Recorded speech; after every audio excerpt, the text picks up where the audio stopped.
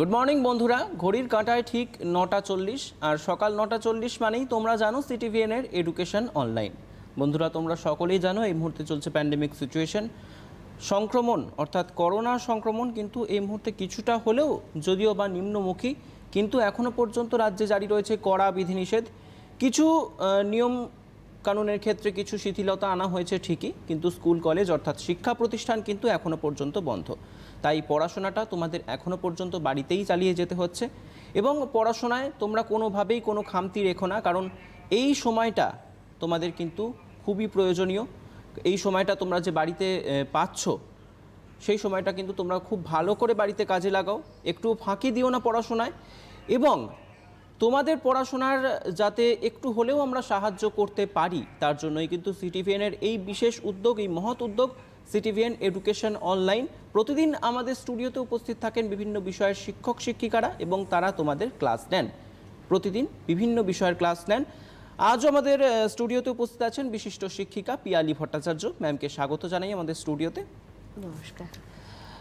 এবং বন্ধুরা, আজকে একাদশ শ্রেণীর অর্থাৎ ক্লাস 11-এর ভূগোল বিষয়ের ক্লাস নেবেন ম্যাম।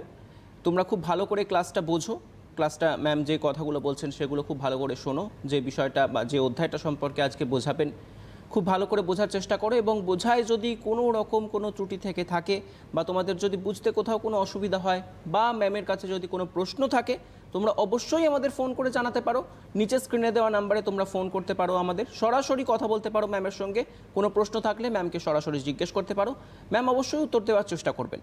ম্যাম, ক্লাসে আসা যাক। আজকে কোন অধ্যায় সম্পর্কে আপনি পড়াচ্ছেন? আজকে আমি একাদশ শ্রেণীর সমস্থিতি বা আইসোস্ট্যাসি শব্দটি চ্যাপ্টারটা পড়াবো।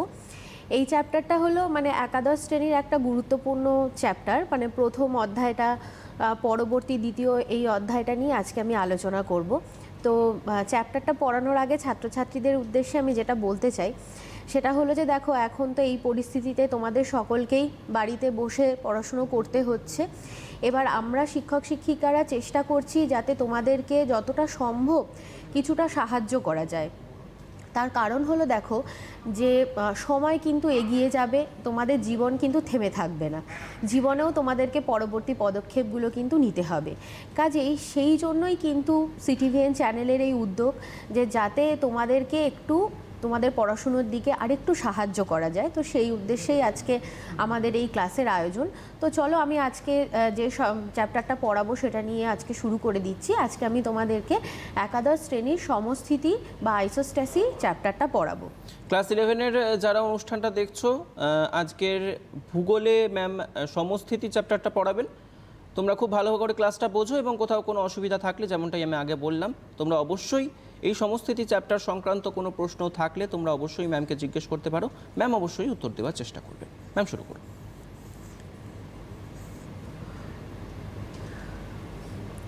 তো দেখো, আজকে আমি যে চ্যাপ্টারটা শুরু করছি সেটা আগে থেকেই বললাম যে সমস্থিতি বা আইসোস্ট্যাসি।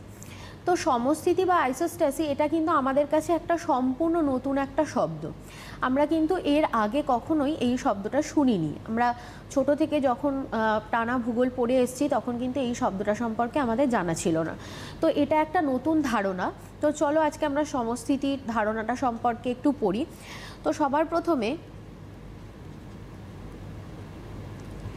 আইসোস্ট্যাসি, এই যে চ্যাপ্টারটা পড়াচ্ছি, আইসোস্ট্যাসি শব্দটার অর্থ সম্বন্ধে আগে জানতে হবে। আইসোস্ট্যাসি শব্দটি আসলে একটি জার্মান শব্দ। এই শব্দটি সবার প্রথম সিই ডাটন ব্যবহার করেছিলেন। সিই ডাটন 1859 সালে সর্বপ্রথম এই শব্দটি ব্যবহার করেছিলেন।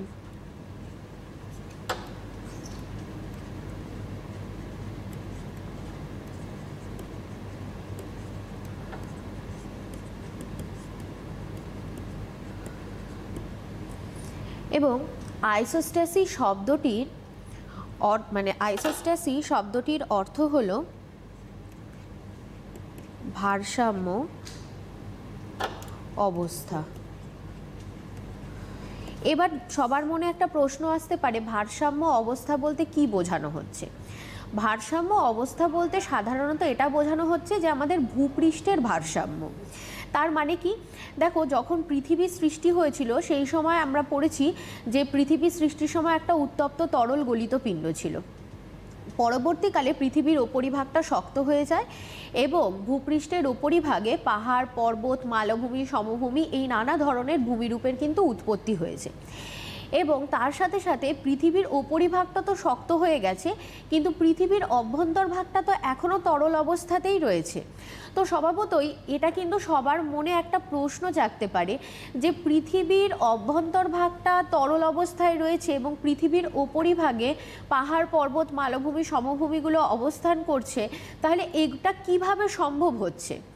কিভাবে সম্ভব? কেন কি একটা তরল একটা স্তরের ওপরে ভূপৃষ্ঠের ওপরিভাগে থাকা কঠিন এই ভূভাগগুলো কিভাবে সমতা বজায় রেখে চলছে?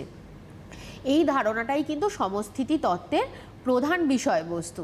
সমস্থিতি তত্ত্বের মাধ্যমে আমরা এটা জানতে পারবো যে কিভাবে ভূগর্ভস্থ এই তরল অ্যাস্থনোস্ফিয়ার স্তরের উপরে ভূপৃষ্ঠের এই পাহাড়, পর্বত, মালভূমি, সমভূমি বিভিন্ন ভূমিভাগগুলো কিভাবে তরলের ওপর ভারসাম্য রেখে চলছে। তার কারণ কি, ভূপৃষ্ঠ যেটা রয়েছে, ভূপৃষ্ঠে বিভিন্ন প্রাকৃতিক শক্তি দ্বারা ক্রমাগত কিন্তু উপরিভাগটা ক্ষয়প্রাপ্ত হয় এবং এই ক্ষয়প্রাপ্ত পদার্থগুলো অপসারিত হয়ে গিয়ে সমুদ্র সমতলে গিয়ে জমা হয়। তো আজ থেকে প্রায় দেখা যাচ্ছে যে 460 কোটি বছর আগে পৃথিবীর উৎপত্তি হয়েছে। তাহলে এতগুলো বছর ধরে পৃথিবীর উৎপত্তির পর থেকে এতটা সময় চলে যাওয়ার পরে তাহলে কি হওয়া উচিত ছিল? পাহাড়, পর্বত, মালভূমি, সমভূমি এগুলো ক্ষয় পেয়ে গিয়ে সমুদ্র সমতলে জমা হতো এবং উঁচু ভূভাগগুলো সমতল হয়ে গিয়ে সমুদ্র সমতলের কাছাকাছি চলে আসার কথা ছিল। কিন্তু আদপে কিন্তু সেটা হয়নি। আমরা দেখতে পাই যে পাহাড়, পর্বত, মালভূমি, সমভূমিগুলো কিন্তু একটা ভারসাম্য অবস্থায় রয়েছে। তো তাহলে সমস্থিতির সংজ্ঞাটা যদি আমরা দিই, তাহলে সমস্থিতির সংজ্ঞাতে আমরা তাহলে কি বলতে পারি? যে ভূপৃষ্ঠের ওপরিভাগে থাকা বিভিন্ন ভূমিরূপগুলো বিভিন্ন উচ্চতা এবং তাদের বিভিন্ন ভিন্ন ঘনত্ব এবং ভিন্ন প্লবতা থাকা সত্ত্বেও তারা কি করছে? ভূপৃষ্ঠের ওপরিভাগে নিজেরা একটা তরল পদার্থের ওপরে ভারসাম্য বজায় রেখে চলছে। তো এই যে ভারসাম্য, এই ভারসাম্যকেই আমরা সমস্থিতি বলে থাকি। তো এবার সমস্থিতির শব্দটা সম্পর্কে তো আমরা জানলাম যে সমস্থিতি মানে হলো ভারসাম্য। তো সমস্থিতির এই তত্ত্বটা সম্পর্কে আজকে যখন আমরা পড়ব তখন আমরা দুজন ভৌগোলিকের কথা পড়ব। সবার প্রথমে যার কথা পড়ব সেটা হলো স্যার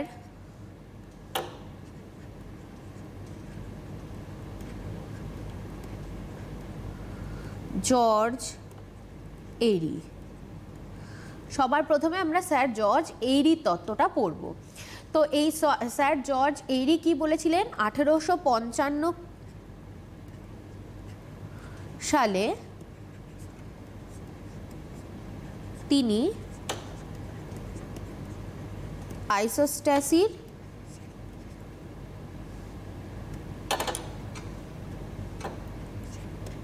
একটি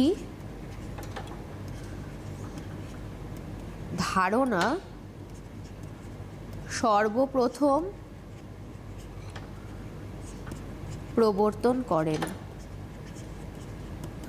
তিনি প্রথম কি করলেন? সর্বপ্রথম আইসোস্ট্যাসি সম্পর্কে একটা ধারণা দিলেন। তো এই ধারণাতে তিনি কি বললেন?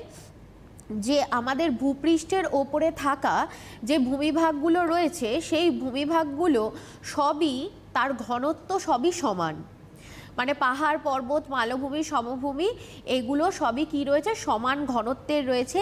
এবং যেরকম আমরা দেখতে পাই যে ধরো কোনো একটা বাড়ি তৈরি করতে গেলে যেরকম বাড়ির একটা ভিত থাকে, ভিতের ওপর বাড়িটা দাঁড়িয়ে থাকে, তো বলা হচ্ছে যে এই যে পাহাড়, পর্বত, মালভূমি, সমভূমি এগুলোও যেন এগুলোর নিচেও সেরকম একটা ভিত বা একটা মূল রয়েছে যার ওপরে এই ভূমিভাগগুলো অবস্থান করছে। যেরকম মানে স্যার জর্জ এইরির এই যে তত্ত্বটি, এই তত্ত্বটি একটি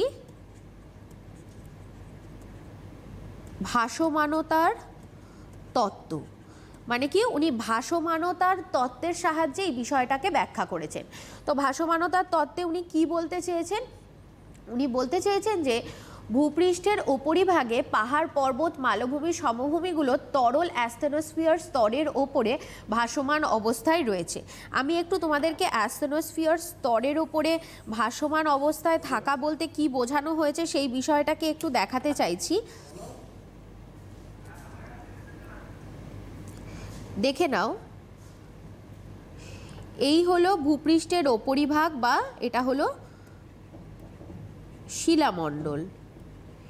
শিলামণ্ডলের নিচে রয়েছে গুরুমণ্ডল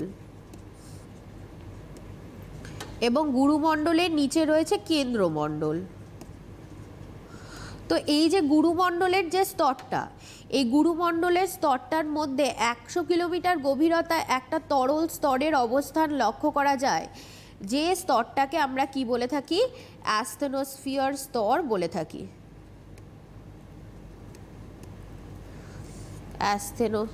অ্যাস্থেনোস্ফিয়ার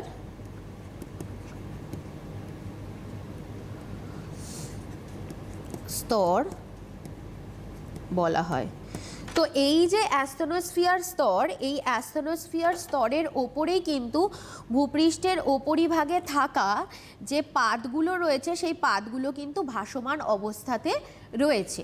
তো এবার স্যার জর্জ এরি কি বললেন? তিনি বললেন এই যে পর্বত, পাহাড়, মালভূমি, সমভূমি, এগুলো সব কি রয়েছে? এই তরল অ্যাস্থেনোস্ফিয়ার স্তরের ওপরে যে রয়েছে, এগুলো যতটা অংশ ভূপৃষ্ঠে রয়েছে তার ঠিক ততটা অংশই ভূগর্ভের মধ্যেও কিন্তু রয়েছে। মানে এটাকে উনি কি বললেন? মূল বললেন। যেরকম আমরা জানি যে ভূপৃষ্ঠের উপরিভাগে ওপরের যে স্তরটা, সেই স্তরটাকে আমরা বলে থাকি কি? শিয়াল স্তর, যেটা সিলিকা এবং অ্যালুমিনিয়াম দ্বারা গঠিত। এই শিয়াল স্তরটার ঘনত্ব কম, 2.7 গ্রাম পার ঘন সেন্টিমিটার। আর শিয়াল স্তরের নিচে রয়েছে কি? সীমা স্তর। ম্যামকে একটু থামাবো, কারণ আমাদের সঙ্গে একটা ফোন রয়েছে। কে বলছো, কোথা থেকে বলছো? আমি বিষ্ণুপুর থেকে বলছি, হিরণময় পাল।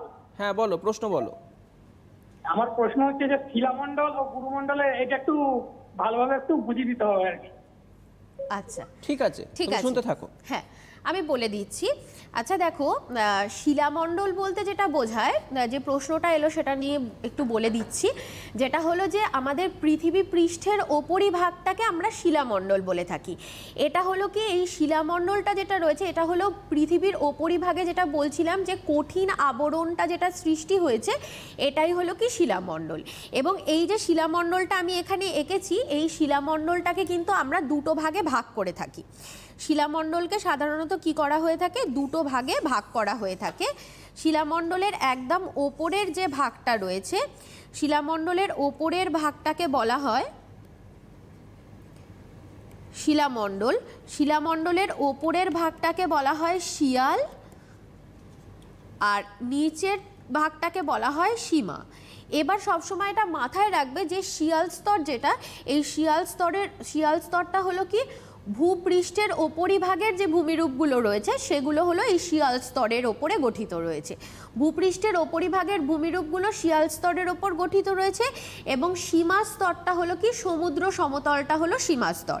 আর আমি তোমাদেরকে বললাম যে শিয়াল স্তরের আপেক্ষিক ঘনত্ব হলো 2.7 গ্রাম পার ঘন সেন্টিমিটার। আর সীমা স্তরের হলো কত? 3 গ্রাম পার ঘন সেন্টিমিটার।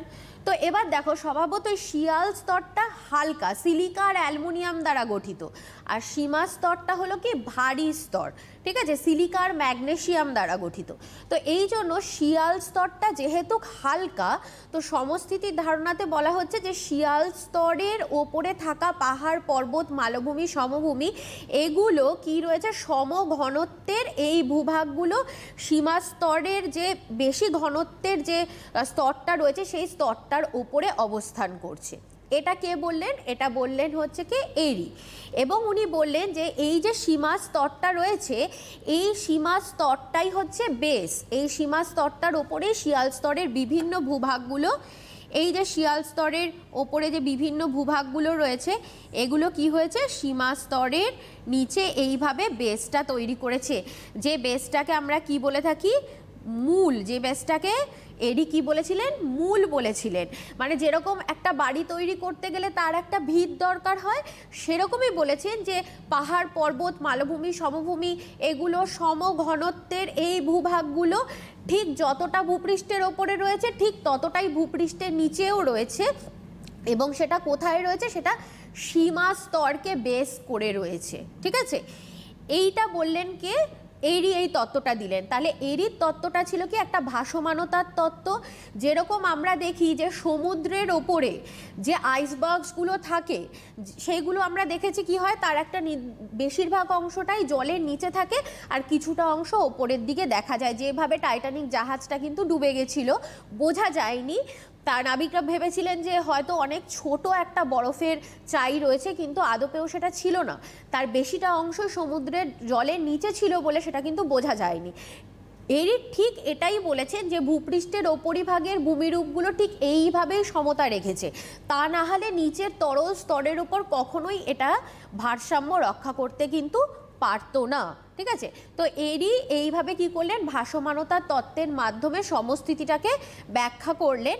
এবং এরই যেটা বলেছিলেন সেটা হলো, বলেছেন যে সীমা স্তরটার ওপরে যেহেতু শিয়াল স্তরটা রয়েছে, দেখো একটু ছবির মাধ্যমে বিষয়টাকে বর্ণনা করছি তাহলে একটু ভালোভাবে বোঝা যাবে।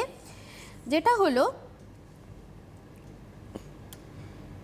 এই যে সীমা স্তরটা রয়েছে নিচের দিকে, ধরো সীমা স্তরটা রয়েছে, এবার বলা হচ্ছে যে এই সীমা স্তরটার এই যে গভীরতাটা রয়েছে এটার ওপর নির্ভর করবে যে ভূপৃষ্ঠের ওপরিভাগে ভূভাগগুলোর উচ্চতা কতটা হবে, এর ওপর নির্ভর করবে যে ভূভাগের উচ্চতাগুলো কতটা হবে। বলছে যেটা যত বেশি গভীরতা যত বেশি থাকবে ভূমিভাগের উচ্চতা তত বাড়বে, আর যেটার গভীরতা যত কম থাকবে ভূমিভাগের উচ্চতা তত কম হবে। ঠিক আছে, তাহলে এইভাবে কি করলেন, এরই সমস্থিতির ধারণাটা দিলেন। এবার একটা প্রশ্ন হলো, এরই তত্ত্বটা প্রথম দিকে কিন্তু যথেষ্ট মাত্রায় কিন্তু এটা সবাই গ্রহণ করেছিল, কিন্তু পরবর্তীকালে এই তত্ত্বের কিছু সমালোচনার সম্মুখীন হলো। কি ধরনের সমালোচনার সম্মুখীন হলো, দেখা গেল যে এরই যেটা বললেন যে ভূপৃষ্ঠের ওপরিভাগে যতটা রয়েছে মাটির নিচেও ঠিক ততটাই রয়েছে। তাহলে ভূপৃষ্ঠের ওপরিভাগে ধরো আমরা যদি হিমালয় পর্বতকে যদি আমরা দেখি, আমরা যদি মাউন্ট এভারেস্টের উচ্চতা দেখি, তাহলে মাউন্ট এভারেস্ট বা হিমালয় পর্বতের বিভিন্ন শৃঙ্গগুলো এত উঁচু, এতটা অংশ কি মাটির নিচে থাকাটা সম্ভব? কঠিনভাবে কখনোই সম্ভব নয়। আমরা মাউন্ট এভারেস্টের উচ্চতা দেখেছি ৮,৮৫০ মিটার উচ্চতার। তাহলে এতটা উচ্চতা সম্পন্ন একটা উচ্চ পার্বত্য অঞ্চল যদি মাটির নিচে থাকতে হয়, তাহলে সীমা স্তরটার গভীরতাও কিন্তু অনেক বেশি হতে হবে। প্রায় দেখা যাবে সীমা স্তরটার গভীরতা ৭০ কিলোমিটার অবধি কিন্তু হতে হবে। তাহলে এতটা গভীরতায় যদি সীমা স্তরটাকে থাকতে হয়, আমরা সাধারণত জানি যে ভূপৃষ্ঠে কি হয়, ভূপৃষ্ঠে যত গভীরতা বাড়তে থাকে তাপমাত্রা কিন্তু বেড়ে যেতে থাকে। ৩২ মিটার গভীরতা বৃদ্ধির সাথে সাথে ১ ডিগ্রি সেলসিয়াস করে কিন্তু তাপমাত্রা বৃদ্ধি পেতে থাকে। তাহলে এই যে ক্রমাগত তাপমাত্রা বাড়ছে মাটির নিচে গেলে, তাহলে ৮,৮৪৮ মিটার বা ৮,৮৫০ মিটার উচ্চতাটা যদি মাটির নিচে থাকতে হয়, তাহলে সেটা কিন্তু কখনোই শক্ত অবস্থাতে থাকতে পারবে না। তো এটার জন্য এরই তত্ত্বের একটা সমালোচনা শুরু হলো। তার পরবর্তীকালে এরই যেটা বলেছিলেন যে ভূপৃষ্ঠের ওপরিভাগে থাকা পাহাড় পর্বত মালভূমি সমভূমি এগুলো প্রত্যেকটাই সমঘনত্বের, উনি সমঘনত্বের কথা বলেছিলেন। তো এগুলো কিন্তু সমঘনত্বের কিন্তু নয়। ঠিক আছে, প্রত্যেকটার কিন্তু ঘনত্ব কি রয়েছে, আলাদা রয়েছে। এবং এরই যে তার তত্ত্বে যে মূল বা রুটের কথা বলেছেন, এটা নিয়েও কিন্তু যথেষ্ট একটা সমালোচনার ঝড় উঠেছিল। এর পরবর্তীকালে এরির এই তত্ত্বটা প্রথম দিকে গ্রহণযোগ্যতা পেলেও পরবর্তীকালে দেখা গেল আরেকজন বিজ্ঞানী কিন্তু নতুন আরেকটা তত্ত্ব দিলেন সমস্থিতি সংক্রান্ত। সেটা হলো কি, সেটা হলো প্র্যাটের তত্ত্ব।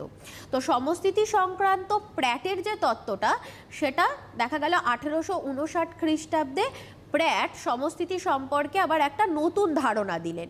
তো প্র্যাট সমস্থিতি সম্পর্কে কি ধারণা দিলেন? প্র্যাটের ধারণাটা হলো অনেকটা আধুনিক ধারণা। তো প্র্যাট কি বললেন,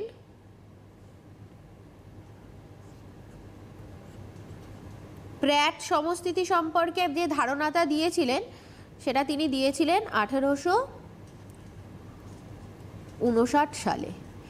এবার প্র্যাট সমস্থিতি সম্পর্কে এই যে ধারণাটা দিয়েছিলেন, এই ধারণাটা কিন্তু একটু আধুনিক ধারণা।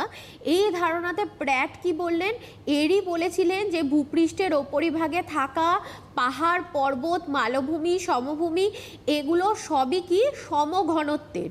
কিন্তু প্র্যাট বললেন না, এগুলো সবগুলো সমঘনত্বের কিন্তু নয়, এগুলোর মধ্যে ঘনত্বের একটা পার্থক্য রয়েছে।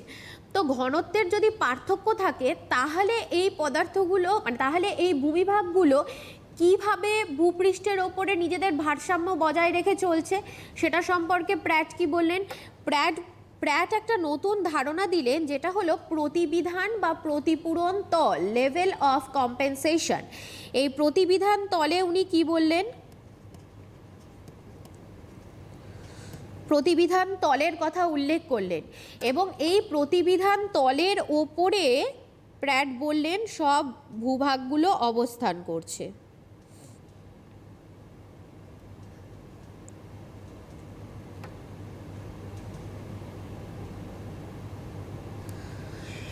এইভাবে ভূভাগগুলো অবস্থান করছে। তো এর মধ্যে থেকে কি দেখা যাচ্ছে, ধরো যে ভূমিভাগটার উচ্চতা যত বেশি, এটা ধরো পর্বত, পাহাড়, মালভূমি,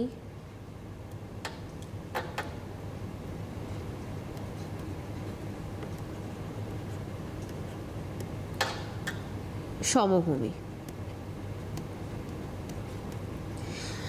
তাহলে প্র্যাট কি বললেন, যে ভূভাগটা হালকা পদার্থ দ্বারা গঠিত তার উচ্চতা বেশি, আর যে ভূভাগটা ভারী তার উচ্চতা কম, মানে যার ঘনত্ব বেশি তার উচ্চতা কম, আর যার ঘনত্ব কম তার উচ্চতা বেশি। তাহলে ঘনত্বের সাথে কি বললেন, উচ্চতার একটা ব্যস্তানুপাতিক সম্পর্কের কথা এখানে উনি উল্লেখ করলেন।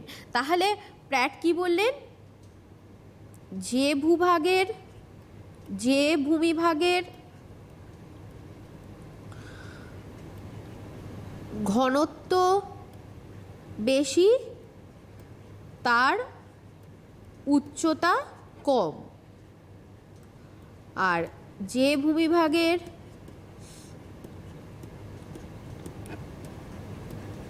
ঘনত্ব কম তার উচ্চতা বেশি।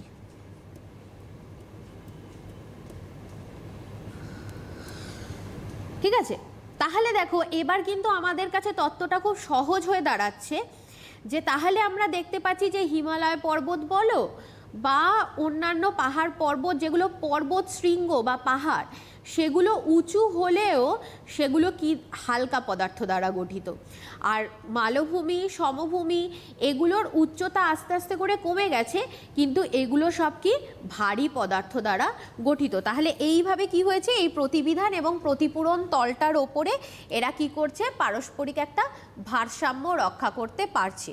এই জন্যই কি হয়েছে, এই তরল যে অ্যাস্তনোস্ফিয়ারের স্তরটা রয়েছে, এই তরল স্তরটার ওপরে এরা সবাই কি করছে, সমান চাপ সৃষ্টি করছে, যার জন্য এরা কি করতে পারছে, ভারসাম্য রক্ষা করতে পারছে। কখনোই যে ভূভাগটা উচ্চতা বেশি সেটা কখনোই কি হচ্ছে না, এরকমভাবে কিন্তু ঢেকির মতো সেটা কিন্তু কখনোই ভূমিভাগের নিচে কিন্তু কখনোই সেটা ঢুকে যাচ্ছে না, সেটা সবসময় প্রতিবিধান তলের ওপরে কি থাকছে, নিজেদের সমতাকে বজায় রেখে চলেছে।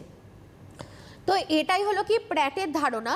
এবং প্র্যাট এই যে প্রতিবিধান তলের কথা বলেছেন, এই প্রতিবিধান তলের ওপরেই উনি বলছেন কি, যে সব ভূভাগগুলো কি করছে, নিজেদের সমতাকে রাখছে। তাহলে এটাই হলো সমস্থিতির ধারণা। তাহলে সমস্থিতির ধারণাতে আমরা তাহলে কি পড়লাম, এটা পড়লাম যে ভূপৃষ্ঠের ওপরিভাগে থাকা পাহাড়, পর্বত, মালভূমি, সমভূমি ভিন্ন উচ্চতায় রয়েছে ঠিকই, এবং সেগুলো কিন্তু ভূ অভ্যন্তরের নিচে তরল অ্যাস্তনোস্ফিয়ার স্তরের ওপরেই কিন্তু সেগুলো ভাসমান অবস্থায় রয়েছে, কিন্তু এগুলো এই তরল ভাসমান মানে তরল স্তরটার ওপরেও এগুলো ভাসমান অবস্থায় থাকতে পারছে কেন? তার কারণ হলো এগুলোর ঘনত্বের একটা পার্থক্য কিন্তু রয়েছে, ঠিক আছে? ঘনত্বের সঙ্গে উচ্চতার কি রয়েছে? একটা ব্যস্তানুপাতিক সম্পর্ক রয়েছে, যে সম্পর্কের কারণেই কখনোই এই উঁচু ভূভাগগুলো কিন্তু মাটির নিচে কখনোই ঢুকে যাচ্ছে না, সব সময় একটা সমতা বজায় রেখে চলেছে। এবার ভূ অভ্যন্তরে এই যে আমি তোমাদেরকে অ্যাস্টেনোস্ফিয়ারের স্তরটার কথা বলছিলাম, কি হয় দেখো, এটা তো আমরা সবসময় জানি যে ভূপৃষ্ঠের ওপরিভাগটা কি হচ্ছে, সবসময় ক্ষয়প্রাপ্ত হচ্ছে। ভূপৃষ্ঠের ওপরিভাগটা ক্রমাগত ক্ষয় হতে হতে ক্ষয়প্রাপ্ত পদার্থগুলো কি হচ্ছে, সমুদ্রে এসে জমা হচ্ছে, এটা আমরা জানি। তাহলে তো এরকম হচ্ছে যে তরলের ওপরে যে পার্বত্য অঞ্চলটা ধরো এরকম উঁচু ছিল, উঁচু হতে হতে আস্তে আস্তে ধরো এখানে সমুদ্র, এই জায়গাটা ধরো সমুদ্র রয়েছে। এবার পার্বত্য অঞ্চলটা আস্তে আস্তে করে ক্ষয় পেয়ে গেল, এরকম হয়ে গেল উচ্চতাটা। তাহলে কি হবে, এই ক্ষয়প্রাপ্ত পদার্থগুলো গিয়ে আস্তে আস্তে করে দীর্ঘদিন ধরে সমুদ্রের নিচে জমা হতে থাকবে। তাহলে এই যে ক্ষয়প্রাপ্ত পদার্থগুলো দীর্ঘদিন ধরে সমুদ্রের নিচে জমা হচ্ছে, তার কারণে কি হবে, তার কারণে দেখা যাবে এই যে অ্যাস্টেনোস্ফিয়ারের যে স্তরটা রয়েছে, অ্যাস্টেনোস্ফিয়ারের এই স্তরটার ওপরে কিন্তু একটা অতিরিক্ত চাপ সৃষ্টি হবে, ঠিক আছে?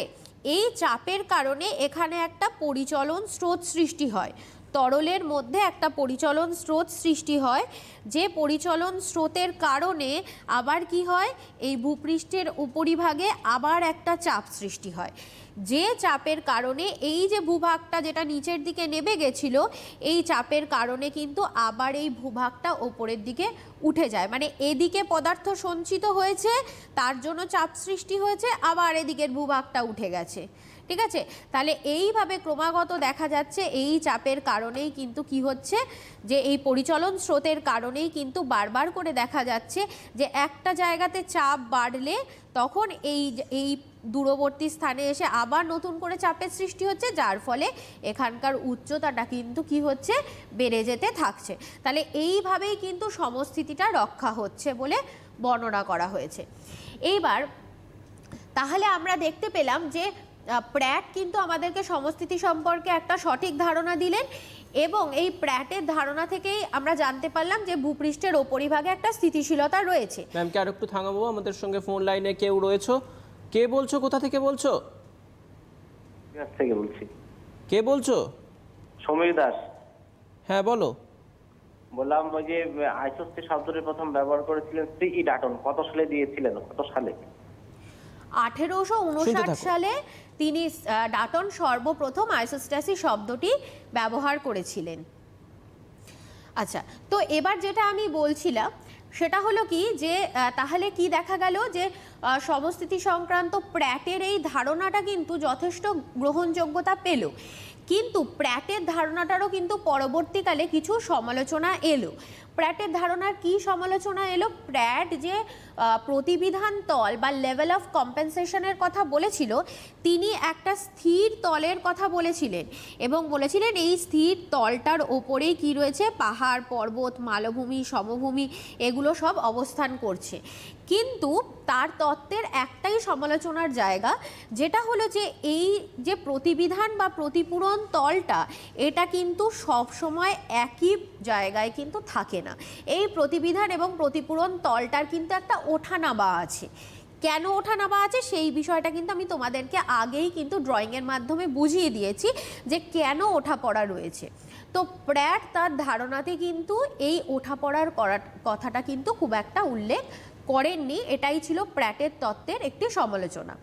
তো পরীক্ষায় এই চ্যাপ্টারটা থেকে তোমাদের যে প্রশ্নগুলো আসে সেটা হলো সমস্থিতি কাকে বলে, সমস্থিতি সম্পর্কে এরির তত্ত্বটির ব্যাখ্যা করো, সমস্থিতি সম্পর্কে প্র্যাটের তত্ত্বটি ব্যাখ্যা করো, প্রতিবিধান এবং প্রতিপূরণ তল কাকে বলে, এবং সমস্থিতি সম্পর্কে এরি এবং প্র্যাটের তত্ত্বটির মধ্যে পার্থক্য লেখো। তো এরি আর প্র্যাটের এই যে দুটো তত্ত্ব আমরা পড়লাম, এই দুটো তত্ত্বের মধ্যে আমরা কি কি পার্থক্য লক্ষ্য করতে পারলাম?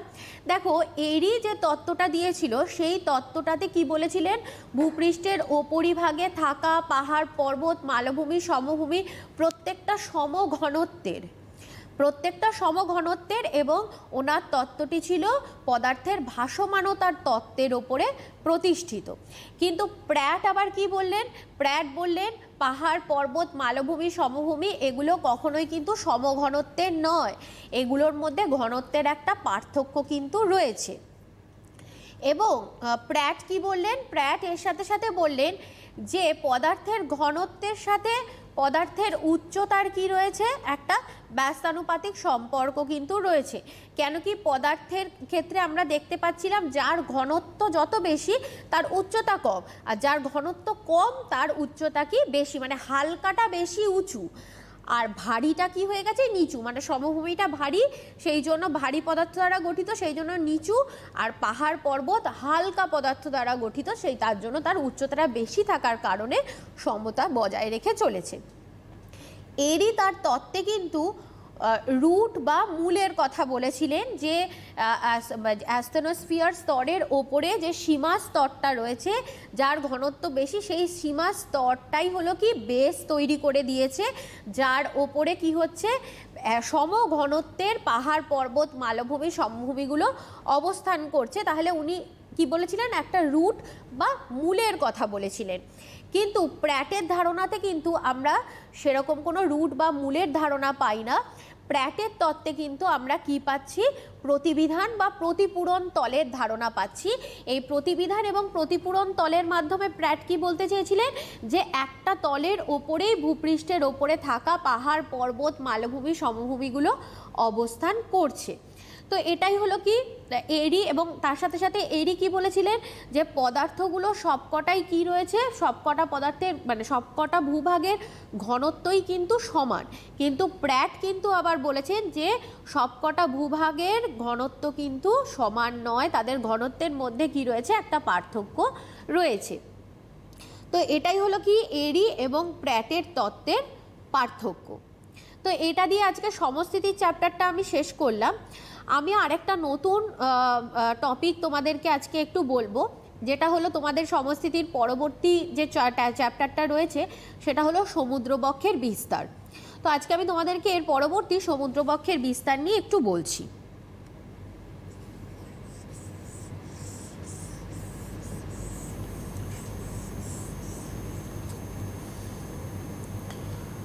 ম্যাম, নতুন অধ্যায় শুরু করার আগে তোমাদেরকে কিছু কথা বলতে চাই। সেটা হচ্ছে ম্যাম এতক্ষণ যে অধ্যায়টা পড়ালেন সমস্থিতি, সেই সম্পর্কে যদি কারুর কোনো আর প্রশ্ন থাকে বা বুঝতে যদি কোথাও কোনো অসুবিধা হয়ে থাকে তোমরা কিন্তু অবশ্যই ম্যামকে আবার সরাসরি ফোন করে জিজ্ঞেস করতে পারো, ম্যাম কিন্তু তার উত্তর দেওয়ার চেষ্টা করবেন।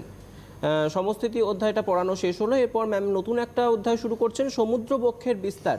এই অধ্যায়টা সম্পর্কে ম্যাম আজকে কিছুটা হলেও বলবেন, এবং বুঝতে যদি কোথাও কোনো অসুবিধা হয় তোমাদের আবারও বলছি তোমরা কিন্তু সরাসরি ম্যামকে ফোন করে জিজ্ঞেস করতে পারো তোমাদের প্রশ্ন কোথায় আছে বা তোমাদের বুঝতে কোথায় অসুবিধা হচ্ছে।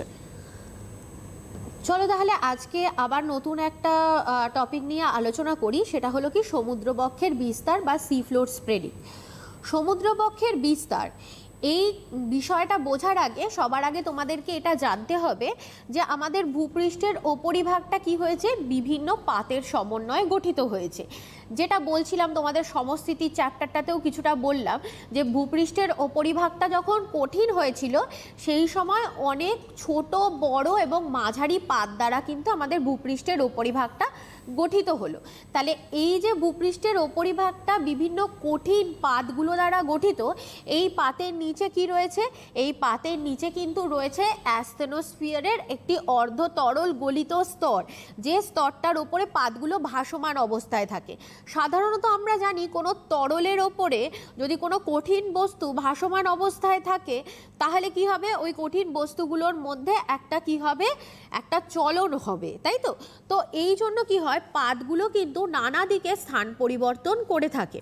তো সেক্ষেত্রে আমরা দেখি যে ভূপৃষ্ঠের এই পাতগুলো কখনো কখনো পাতগুলো কি হয়, একে অপরের কাছে চলে আসে, একে অপরের অভিমুখে চলে আসে। কখনো আবার পাতগুলো কি হয়, পরস্পরের বিপরীত দিকে চলে যায়। আবার কিছু কিছু সময় দেখা যায় যে পাতগুলো ওপর নিচে ওঠানামা করে থাকে। কখনো কখনো কখনো পাতগুলো কি হয়, ওপর নিচে ওঠানামা করে থাকে। তো সমুদ্রবক্ষের বিস্তৃতি চ্যাপ্টারটাতে আমরা যেটা পড়বো, এই যে দুটো পাত পরস্পরের বিপরীত দিকে চলে গেল মানে কি প্রতিসারী পাত সীমানা। যখন দুটো পাত পরস্পরের কাছাকাছি আসে সেটাকে বলে অভিসারী পাত সীমানা। যখন পাত দুটো পরস্পরের বিপরীত দিকে চলে যায় তখন সেটাকে বলে প্রতিসারী পাত সীমানা। আর যখন পাতগুলো ওপর নিচে ওঠানামা করে তখন সেটাকে আমরা বলি নিরপেক্ষ পাত সীমানা। তো সাধারণত এই প্রতিসারী পাত সীমানার ওপরেই কিন্তু কি হয়েছে, সমুদ্র অবস্থান করছে। এই প্রতিসারী পাত সীমানার ওপরেই কি রয়েছে, সমুদ্রগুলো কিন্তু অবস্থান করছে। তো এই যে প্রতিসারী পাত সীমানার ওপর সমুদ্রগুলো অবস্থান করছে, তাহলে ক্রমাগতই পাতগুলো কি হচ্ছে, দূরে সরে যাচ্ছে। এবং এই পাতগুলো দূরে সরে যাওয়ার কারণে কি হচ্ছে, এই ভূগর্ভের নিচে থাকা অ্যাসথেনোস্ফিয়ার স্তর থেকে লাভাগুলো কিন্তু এই ফাটলের মধ্যে দিয়ে বেরিয়ে এসে এখানে সঞ্চিত হয়ে যাচ্ছে। অথবা কি করছে, এখানে কিন্তু কতগুলো উচ্চ মানে অগ্ন্যুৎপাতের মাধ্যমে এখানে কতগুলো সুউচ্চ শৈলশিরা গঠন করছে। যার ফলে আমরা দেখতে পাই মধ্য সমুদ্রে সবসময় নতুন কিছু ভূমিরূপ গঠিত হতে দেখা যায়, যেটাকেই কি বলা হয়ে থাকে, সমুদ্রবক্ষের বিস্তার। তার মানে কি, দুটো পাত যদি পরস্পর বিপরীত দিকে চলে যায় তার ফলে কি হচ্ছে, নতুন এই একটা ভূমিরূপ তৈরি হলো, নতুন একটা স্পেস তৈরি হয়ে গেল সমুদ্রের মধ্যে। তো সমুদ্রের স্পেসটা কিছুটা বেড়ে গেল, যেটাকে আমরা কি বলে থাকি, সমুদ্রবক্ষের বিস্তার বলে থাকি। তো সমুদ্রবক্ষের এই যে বিস্তার ঘটছে, তো সমুদ্রবক্ষের বিস্তারের জন্য দুটো শক্তি প্রধানত কাজ করে থাকে। দুটো শক্তির মধ্যে একটা কি, একটা হলো পাতের চলন, আর দ্বিতীয়টা হলো কি, পরিচলন স্রোত।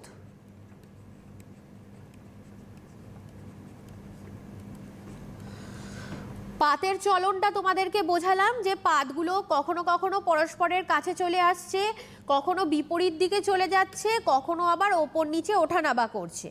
এটা হলো পাতের চলন।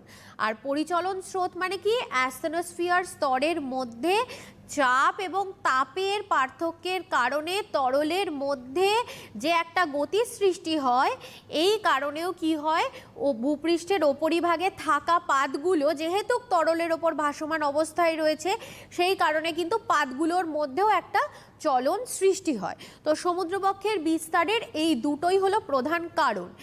এবার সমুদ্রবক্ষের বিস্তার যে হচ্ছে তার সপক্ষে আমাদেরকে কিছু যুক্তি দিতে হবে, যে যুক্তির মাধ্যমে আমরা বুঝতে পারবো যে সত্যি সমুদ্রবক্ষের বিস্তার হচ্ছে। তো এর সপক্ষে যে যুক্তিগুলো দেওয়া হয়েছে সেগুলো তোমাদেরকে বলছি।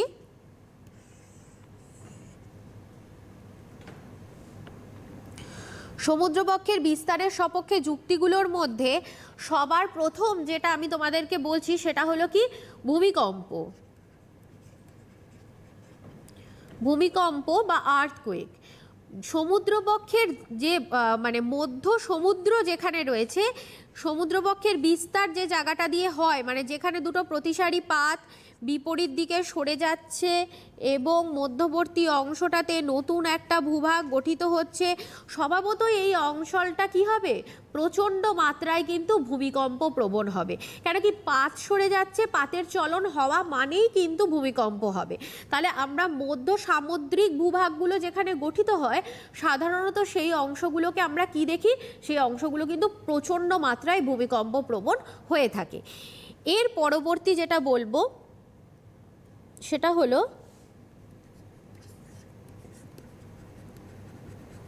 শিলার বয়স।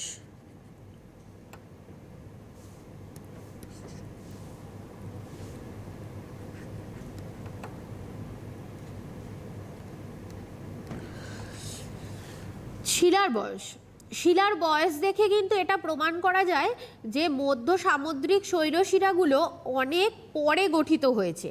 কিভাবে? দেখা যাচ্ছে যে এই যে নতুন যে ভূভাগটা গঠিত হলো, এই নতুন ভূভাগটা কিন্তু বয়স অনেক কম। যদি আমরা শিলার বয়স নির্ণয় করি তাহলে আমরা দেখতে পাবো এই যে নতুন ভূভাগটা গঠিত হয়েছে, এই নতুন ভূভাগটার বয়সে কিন্তু অনেকই কম।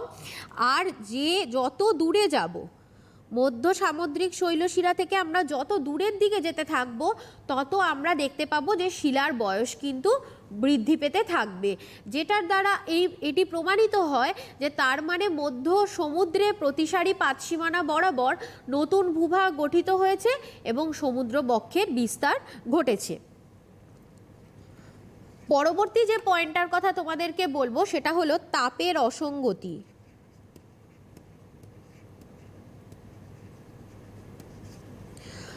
তাপের অসঙ্গতি বলতে কি বোঝাচ্ছে? শিলাতে তো মানে শিলা তো তাপ ধারণ করে থাকে, তো এই তাপকে যদি পরিমাপ করা হয় তাহলে দেখা যাচ্ছে যে মধ্য সামুদ্রিক শৈলশিরাগুলো যেখানে গঠিত হয়েছে সেখানে কিন্তু তাপমাত্রা, শিলার তাপমাত্রা কিন্তু বেশি।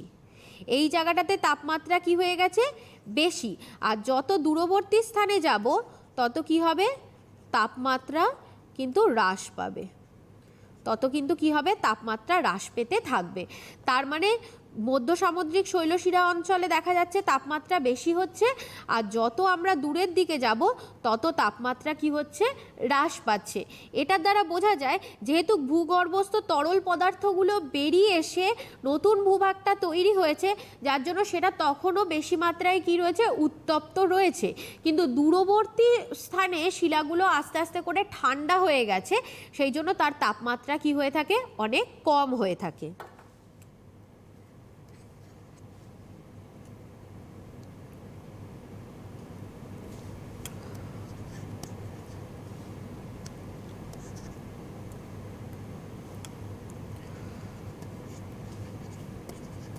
পলি সঞ্চয়, যেটাকে আমরা ওজ বা উজ নানান উচ্চারণ করে থাকি। তো এই পলির সঞ্চয় যেটা বলা হচ্ছে, ওজের কথা যেটা বলা হচ্ছে, সমুদ্রের তলদেশে কি দেখা যায়? সমুদ্রের তলদেশে কিন্তু একটা পলির সঞ্চয় কিন্তু ঘটে থাকে। ঠিক আছে, একটু অনুরোধ করবো একটু সংক্ষেপে বুঝিয়ে দেওয়ার জন্য, কারণ আমাদের হাতে সময় কিন্তু বড্ডই কম, তাই একটু অনুরোধ করবো ম্যামকে যাতে একটু সংক্ষেপে ম্যাম জিনিসটা বুঝিয়ে দিতে পারেন তোমাদের। তো এই ওজের কথা যেটা বলছিলাম, এটাতে কি হয় দেখো, যে ভূভাগটা নতুন গঠিত হয়েছে সেই ভূভাগটাতে কিন্তু পলি সঞ্চয় হয় না। কেন কি? পলি সঞ্চয় হতে তো একটা সময় লাগে, তো এখানে কিন্তু পলি সঞ্চয়টা কি হয়? অনেক কম হয়। কিন্তু দূরবর্তী ভূভাগগুলোতে কিন্তু স্তরে স্তরে পলি কিন্তু সঞ্চিত হতে থাকে, যেটা নতুন ভূভাগটাতে কিন্তু পলি সঞ্চয়ের পরিমাণটা কিন্তু কি হয়ে থাকে? অনেকটাই কম হয়ে থাকে। সেটা কিন্তু আমরা দূরবর্তী ভূভাগটাতে কি দেখব? পলির সঞ্চয়টা কি হয়ে থাকে? অনেক কিন্তু বেশি হয়ে থাকে। তাহলে এটা দ্বারা বোঝা যাচ্ছে যে মধ্য সামুদ্রিক শৈলশিরায় তার মানে কি হয়েছে? নতুন ভূভাগ গঠিত হয়েছে, সেই জন্য কিন্তু এখানে পলির সঞ্চয়টা কি হচ্ছে? অনেক কম হয়ে থাকে। এছাড়াও পরবর্তী আরেকটা পয়েন্ট বলছি, যেটা হলো কি, যে অভিকর্ষজ বলের একটা কিন্তু পার্থক্য লক্ষ্য করা যায়। নতুন আর পুরনো এই দুটো ভূভাগের মধ্যে, দুটো শিলার মধ্যে কিন্তু অভিকর্ষজ মানের কিন্তু একটা পার্থক্য লক্ষ্য করা যাবে। তো এই কারণে দেখা যায় যে নতুন যে ভূভাগগুলো গঠিত হয়েছে তার যে অভিকর্ষজ বল আর পুরনো যে ভূমিভাগগুলো গঠিত হয়ে গেছিল আগে তার অভিকর্ষজ বলের মধ্যে কিন্তু একটা পার্থক্য লক্ষ্য করা যাচ্ছে। তো এই কারণে দেখা যাচ্ছে এই অভিকর্ষজ বলের পার্থক্যের কারণেও কিন্তু এটা বলা যায় যে সমুদ্রবক্ষ ক্রমাগত বিস্তৃত হচ্ছে। পরবর্তী আরেকটা পয়েন্ট বলছি, যেটা হলো কি চৌম্বক মেরুর বিচ্যুতি, চৌম্বক মেরুর পার্থক্য। যেরকম ধরো আমরা সাধারণত জানি যে আগ্নেয় শিলার মধ্যে কিন্তু একটা চুম্বক মেরুর কিন্তু সৃষ্টি হয়। যেমন ধরো এটা নর্থ পোল, এটা সাউথ পোল, এটা নর্থ পোল, এটা সাউথ পোল। এবার এই যে ধরো এখানে প্রত্যেকটা ভূভাগের কি রয়েছে? নর্থ সাউথ এরম রয়েছে। এবার নতুন যে ভূভাগটা গঠিত হলো সেটা রিভার্স হবে, সাউথ নর্থ। ঠিক আছে, সেটা কি হয়ে যাবে? বিপরীত হয়ে যায়। তো এইভাবে এই চুম্বক মেরুর বৈপরীত্য থেকেও আমরা বুঝতে পারি যে সমুদ্রবক্ষ ক্রমাগত বিস্তৃত হচ্ছে। এর পরবর্তী সমুদ্র সমতল যেটা রয়েছে না, সমুদ্র সমতলের ওপরেও কিন্তু পাহাড় পর্বত মালভূমি নানা ধরনের ভূমিরূপ কিন্তু অবস্থান করছে। এবার এর ওপরে যদি দেখা যায় যে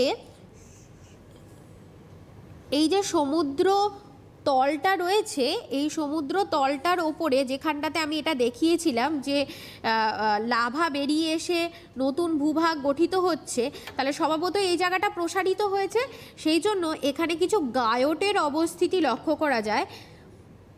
তোমরা বলতে পারো গায়ট কি? গায়ট হলো মালভূমির একটা ক্ষুদ্র অংশ। এই গায়টগুলো পেছনের দিকে সরে যেতে থাকে, কেন কি এই নতুন ভূভাগটা তৈরি হয়েছে, তো সেই জন্য গায়টগুলো কি হয়েছে, পেছন দিকে সরে গেছে। তাহলে এটাই হলো কি সমুদ্রবক্ষের বিস্তারের সপক্ষে যুক্তি।